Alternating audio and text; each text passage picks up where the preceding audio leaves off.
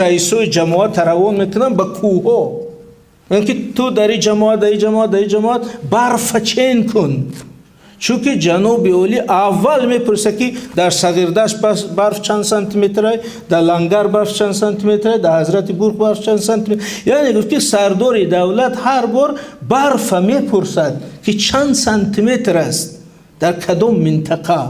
انا تو همین درجه این مهم است. از روی همین آینده روغن، آینده آب، آینده انرژی، آینده رشد کشور رو در نظر میگیره.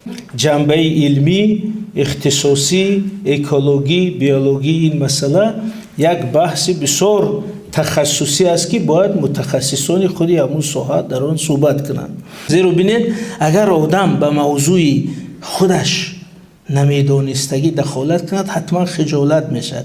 من یک مثال میگم. من این روز 52 ساله مثلا، خب من همین سال فهمیدم که یخ چخیل آب میشده است. مثلا اولین بار من به پیر یخ رفتم. من اولش که شاید همه شما همین حالت داشته باشه کی همیشه پیر یخ دید است؟ ما ندیدیم. من اولین بار در 52 سالگی رفتم پیر یخ دیدم و اونجا هم علیم یک شرح عجیب داد. مثلا گفتم پیر یخ چخیل آب میشد. همین در درون پیر یخ این قدری کیرم هست، کیرمای سفید کیرمی ترما.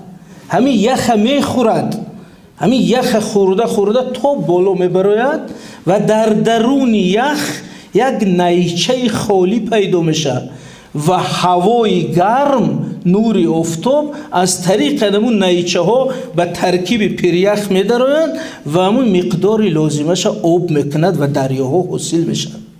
چون تصور که این هم معجزه است، هم حیرت آور است. مثلا من بار اول دیدم که همین خیلی چی بوده است. ممکن هزار گپ دیگه باشد، ما نمیدونیم.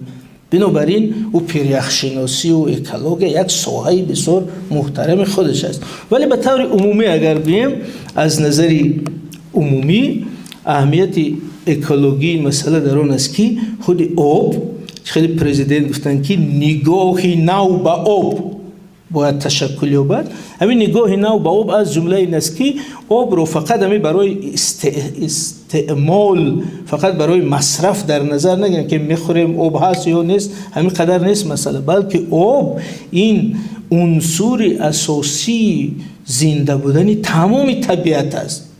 مثلا آب اگر هست یا نیست این سرنوشت جنگل هم حل میشه، سرنوشت چشمه هم، دریا هم، کول هم، اکولوژی هم، سرنوشت محیط سبز، هوای تازه، همه این آب.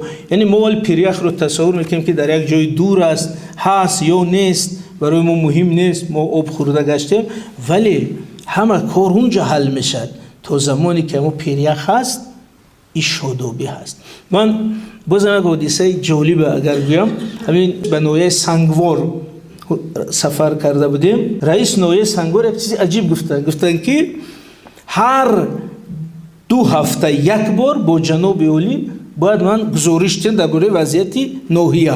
وقتی که میگن که پگاه ساعت 5 نوبت شماست از دستگاه زنگ میزنن، تیز رئیسای جماعت روان میکنن به کوه، اینکه تو در جماعت برف چین کن.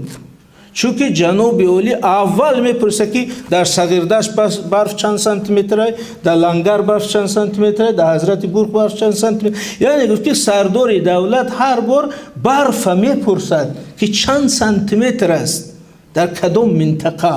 انا تو همین درجه این مهم است. زیرا وقتی که او سعدی گفته بود اگر باران به کوهستان نبارد به سال دجله گردد خشک روده. یعنی همه مسئله در اونجا است. بنابراین پرزیدنت از رئیس ناحیه میپرسد که او بین در کدام منطقه چند سانتی متر برف است، از روی همین آینده روغن، آینده آب، آینده انرژی، آینده رشد کشور رو در نظر میگیره. این ببینید این هم یک لحظه مهم است. و عموما اگر از جنبه اکولوژی با چقورتره میبینید که همین مسئله آب و امنیتی خود زندگی چقدر مربوط است. زیرا مثلا علمای اکولوژ میگن که اگر پیریخ آب شوند، آب زمین حدوداً 60 تا 65 متر بلند میشد.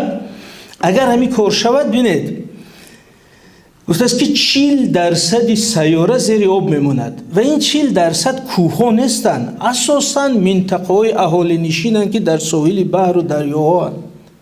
مثلا این شهر دبی میگن که اگر 40 متر آب بلند قضا دبی نیست، فقط نوک همو بیناها در بالا میموند تمام.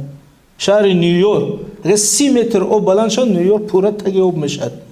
یعنی پیر یخها اگر آب شوند خطر نابودی شهرها، قشلاقها، مردم، میلیاردها نفر از این رو در زمانی که جهان مشغولی اختلاف ها، مشغول جنگی منفیت ها و سیاست هاست، تاجیکستان آمده است هوشدار میتید که برادر این جنگ تالیمان آب در حال تمام شدن است، آب در حال از بین رفتن است. اگر آب از بین رود دیگر نه منفیتت است، نه سیاستت است، نه دولتت است. بنابراین یک پیام خیلی مهم گویا که ما در همون جنگی منفیتی جهان یک آب سرد ریختیم که به هوش بیاید که وضعیت این گونه است.